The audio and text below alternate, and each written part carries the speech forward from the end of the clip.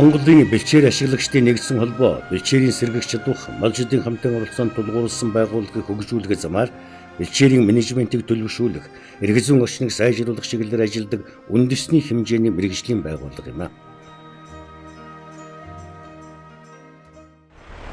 17-аас 2020 онуудад Швейцарын хөгжлийн агентлагийн ногоон алт малын эрүүл мэнд төслийг Монгол улсынхаа бүх аймгийн тодорхой тооны сумдад хэрэгжүүлж эхлээд байна. За ингээ энэ хүрээнд бид нар орон нутгийн малчдын хамтын зохион байгуулалтыг дэмжиж ажиллаж байгаа. Нэг нутаг усны, нэг голын малчдын хамтын зохион байгуулалтыг дэмжснээр тэд бол бэлчээртэй тулгамдаад байгаа асуудлыг шийдвэрлэхэд хамтын шийдвэр гаргадаг болж байна. Нөгөө талаар малын чанар эрүүл мэндээ сайжруулах, бэлчээрээ сэргээн сайжруулах, орлого ашгаа нэмэгдүүлэх чиглэлээр бол тодорхой хэмжээний ажлууд зохион байгуулж үр дүнд хүрж байгаа туршлагууд манай улсын баруун бүсийн аймагуудад бол тодорхой хэмжээнд гарсан байгаамаа. Монгол улс чөлөөт зах зээлийн систем шилжсэнээр хуучин нэгдлийн мал хөгжлөгдсөний дараа малчид өөрийн гэсэн малтай болсон ч нэгдсэн зохион байгуулалт үгүй болсноор бэлчээр ашиглалтын удирдлага, зохион байгуулалт, малын үржлийн ажил, мал аж ахуйн бүтээгдэхүүний бэлтгэн нийлүүлэх, борлуулалт, тэжээл тариалах, хадлан бэлтгэх зэрэг олон ажлууд нуран унсан юм. Энэ бүхний улмаас бэлчээрийн дор хэтл нэмэгдэж, малын ашиг шим буурах, ган зуудад малан алдах, бүтээгдэхүүний анхан шатны боловсруулалтаас ахуулаад хэрэглэгчид хүргэх маркетингийн сүлжээ шат болгондон алдагдсанаас түүхийн эдийн үн өсөхгүй байх. Бусад орлого олох бололцоогоо алдаснаас орлого ашгаа нэмэгдүүлэх боломжгүй болж малчид зах зээлийн нөхцөл зохицуулан бие даан бизнес эрхлэх аргагүй хүрсэн юм. Энэ олон нийтлэг асуудлуудыг нэг малчин шийдвэрлэх бололцоогүй. Ийм учраас хамт олноор тал талаас нь хэлэлцэж ардчилсан зарчмаар хамтын шийдвэр гарган хамтран зохион байгуулах нь юунаас илүү чухал болж малчдын эрх ашгийг хамгаалсан байгууллага зайлшгүй шаардлагатай байсан нь Монголын бэлчээр ашиглагчдын нэгдсэн холбоог байгуулах үндэс суурь болсон юм. Өнөөдрийн байдлаар Монгол улсын хэмжээнд 11 аймаг, 141 сум, 1300 хэсэг, 70 хоршоо байгуулагдсан нэгдэн ажиллаж байна.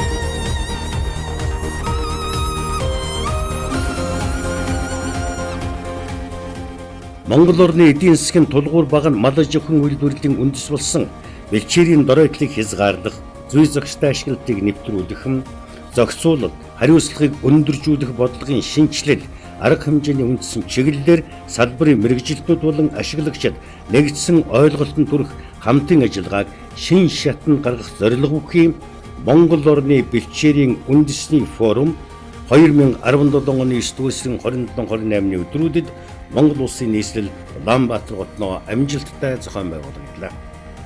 Төрөлх бэлчээр нутгийн хамгаалцгай бүрээтэй форумын үйл ажиллагааны ерөнхий зохион байгуулагчаар Монголын бэлчээр ашиглагчдын нэгдсэн холбоо ажиллаж, үнс хөдөөж ухын хөнгөн үйлдвэр яам, газар зохион байгуулалт, геодез зураг зүйн газар, сагуур орчны шинжилгээний газар, Швейцарын хөгжлийн агентлаг, ногоон алт, малын эрүүл мэнд төсөл, хөдөөж ухын их сургууль, Монгол улсын их сургууль, бодлого судлалын төв, Монголын ноос ноолуурын холбоо, Монголын арь ширний үйлдвэрлэлийн холбоо зэрэг байгууллагууд хамтран зохион байгууллаа.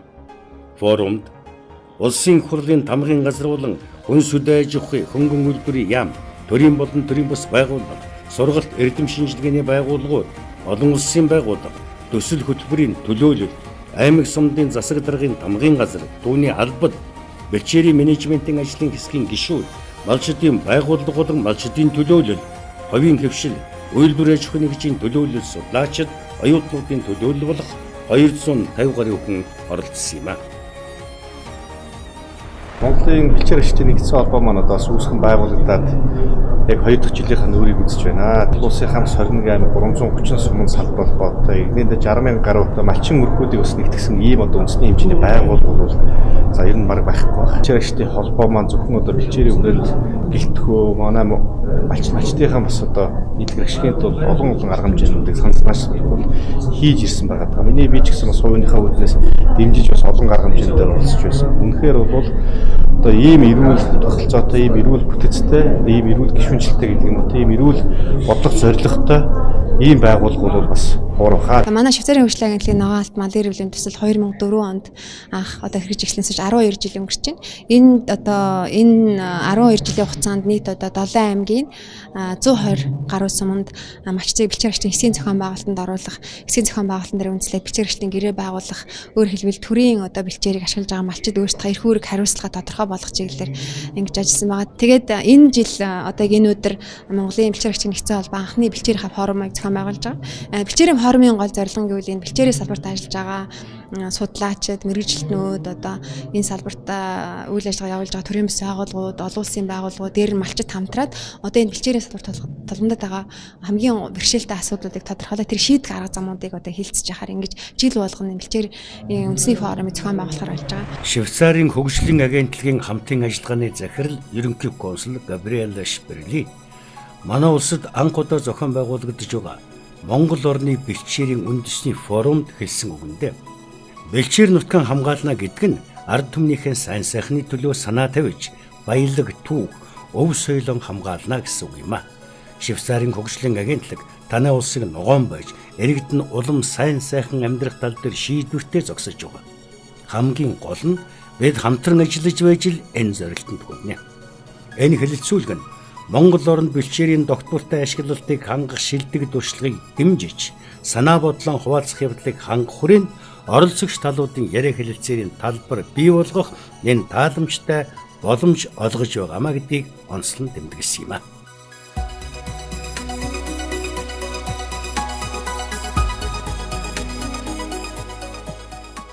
Форумын үндсэн хуралдаанд 3 ихтгэл хэлэлцүүлсэн бөгөөд түүний нэг нь Швейцарын хөгжлийн агентлагийн ногоон алт малын эрүүл мэндийн төслийн зохицуулагч Инкамгалангийн малчдын оролцоо, эдвэгс наашлаг, хамтын ажиллагааг бэхжүүлэх нь дундын эзэмшлийн бэлчээр нутгийн зүй зохистой ашиглахын тулгуур болох тухай үр дүн сургамж сэдвт илтгэл. Ногоон алт малын эрүүл мэндийн төслийн бэлчээрийн мэргэжилтэн булгамаагийн бэлчээрийн сэргэж чадахын зүй тогтол, зарчим болон төлөв байдлын өөрчлөлтийн загварууд нь бэлчээр ашиглалт болон салбарын олон талт хамтын ажиллагааг бэхжүүлэх үндэс болох нь сэдвт илтгэл.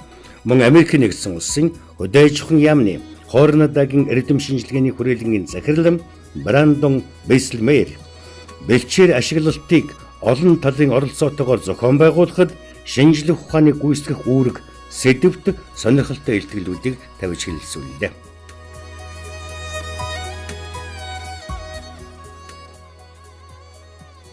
Форумын үйл ажиллагааг албан ёсны нээсний дараа мэдлэг оюун Монгол орны мал аж ахуйн салбар тэр дундаа бэлчээрийн салбарт зориулж яваа эрдэмтэн судлаач мэргэжилтнүүдийн Монголын бэлчээр ашиглагчдын нэгдсэн холбооны нэрмжит Green Gold шагналаар шагналаа.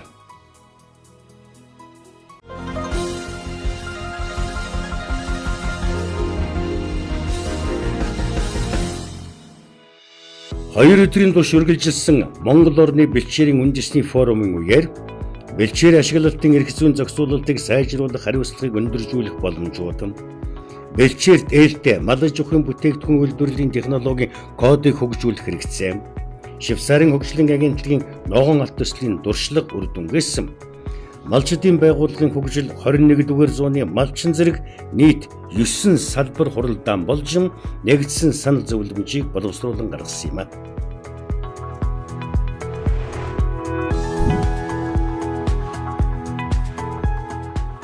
Гүн сүдэж хөнгөн үйлдвэрийн яам, мэргэжлийн байгууллага, судлаачдын оролцоотойгоор боловсруулж, оролцогч талуудаар хэлэлцүүлсэн хуулийн төслийг улсын хурлаас цаг алдалгүй хэлэлцүүлэн батлах, бэлчээр ашиглалтыг зохион байгуулах суурь бүтээсэн, дундын бэлчээрийн хамтран ашигладаг малчин өргөхөн, хоот саахалт айлуудын хамтын зохион байгуулалт болох бэлчээр ашиглагчдын хэсэг бүлгийг бэхжүүлэх, статусын тодорхой болгох, бэлчээр ашиглалтын гэрээг төгөлдржүүлэх байдлаар иргэний эрх зүйн харилцааг хөгжүүлэх, хоршоодын бизнесийн үйл ажиллагааг дэмжиж хөгжүүлэх замаар малчин өрхийн амжиргааг сайжруулах, орлогын тодорхой хувийг бэлчээрийг сэргээн сайжруулах үйл ажиллагаанд зориулах орчныг бүрдүүлэх. Өдөө аж ахуйн бүтээгдэхүүний олон улсын зах зээлд гаргахын тулд эрүүл бэлчээр дээр үйлдвэрлэсэн байгаль орчин, мал, амьтан дээлтэй байгалийн зам ёсны үйлдвэрлэл, нүүдлийн соёлоос гарсан зэрэг шин чанарыг нь баталгаажуулах, улмаар өрсөлдөх чадварыг нэмэгдүүлэх зорилгоор бэлчээрийн төлөв байдал, үндэсний системийг бэхжүүлэх, малын вакцинжуулалт, дарилга, туулгын зохистой хэрэглээг нэвтрүүлэх замаар хөрс бэлчээрийг хордуулах, бохирдуулах, өвчлөлийг нэмэгдүүлэх хүчин зүйлийг хязгаарлах. Монголын бэлчээр ашиглагчдын нэгдсэн холбооны дэргэд бодлогын зөвлөл ажиллуулах замаар технологи, арга зүйн салбар дамнасан асуудлуудыг хэлэлцэж шийддэг байх. Бэлчээрийн салбарын мэргэжилтнүүдийг чадваржуулж, хамтын ажиллагааг бэхжүүлэх зорилгоор Монголын бэлчээр ашиглагчдын нэгдсэн холбооны дэргэд мэдээллийн захим сүлжээ, залуу судлаачдын клуб ажиллуулж, онол арга зүйн семинар, богино хугацааны сургалтуудыг зохион байгуулах. Экосистемийг хамгаалах үүднээс байгалийн хадланг багасгаж, бага талбайд тэжээл тарих ажлыг дэмжих, тэжээлийн ургамлын үрийн гин банктай болгох, тэжээл үйлдвэрлэлийг нэмэгдүүлж хөгжүүлэх.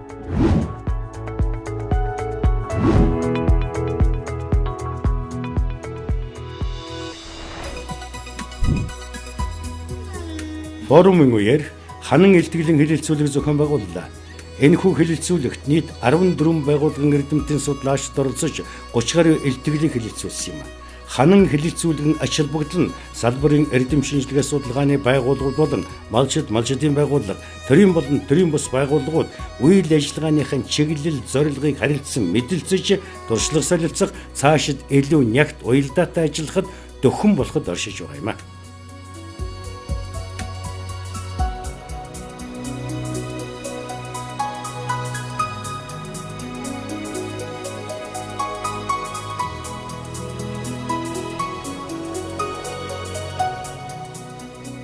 Форумын үеэр Монгол орны бэлчээрийн ургамлыг хэн сайн мэдэх вэ 2017 тэмцээнийг амжилттай зохион байгууллаа. Тэмцээнд 5 сургуулийн 10 багийн 50 оюутан оролцож, мэдлэг чадвар, оюун ухаанаас сарын өрсөлдснөөс эрүүл мэндийн шинжилгээ ухааны их сургуулийн Цэгэрэмтэн баг, Тэргүүн баяр, Монгол улсын их сургуулийн Их шүүдэргэн баг, Удаах баяр, Өдөө аж ахуйн их сургуулийн Бэлчээр баг, Утгаар баярыг эзэлсэн юм а.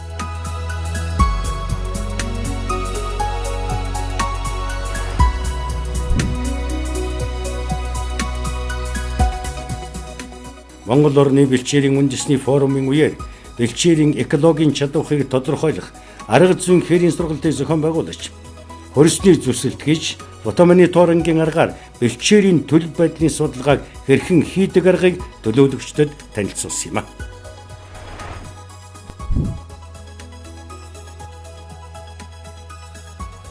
Мөн энэ үеэр тэжээлийн нэг ба олон нас ургамлын үр үйлдвэрлэл, тэжээл бэлтгэл, бэлчээрийн хортон мэрэгчтэй, биологийн аргаар тэмцэх, уул уурхай нөхөн сэргэл, бэлчээрт ээлтэй малын гаралтай бүтээгдэхүүн, малын эрүүл мэнд, гар урлалын чиглэлээр нийт 16 байгууллагын төлөөлөл оролцсон үзэсгэлэн худалдааг зохион байгууллаа.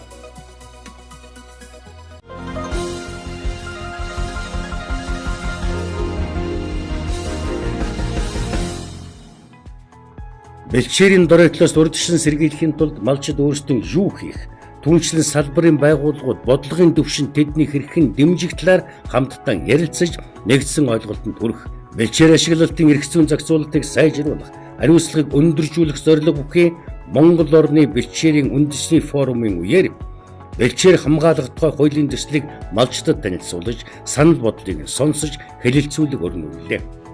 Энэхүү малчдын саналыг тусгаснаар дээрх хуулийн төслийн эцсийн хувилбарыг бэлэн болгож, Монгол орны мянган малчдын төлөөлөл болсон Монголын бэлчээр ашиглагчдын нэгдсэн холбооны зүгээс улсын их хурлд өргөн барьж батлуулж өгнө хэмээн улсын их хурлын гишүүн, байгаль орчин, хүнсэдэн аж ахуй байнгын хорооны гишүүн Тэмүүлэнд гардуулан өглөө.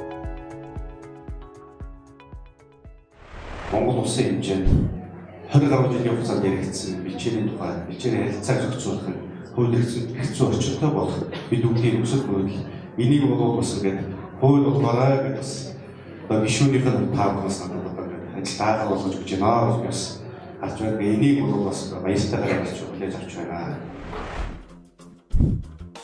Форумын хамгийн сэтгэл догдлуулсан төлөөлөгчдийг баярлуулж чадсан үйл ажиллагаа бол яахраггүй Монголын бэлчээр ашиглагчдын нэгдсэн холбооны шилдэг загвар өмсгчдийн загвар үзүүлбэр байлаа. 408 зохисоос ирсэн Монголын бэлчээр ашиглагчдын нэгдсэн холбооны гишүүд маань Монгол орны 16 ястан үндэстний өвөрмөгц хийц бүхий хувцсыг өмссөн алхаж урсан олныг баясгалаа.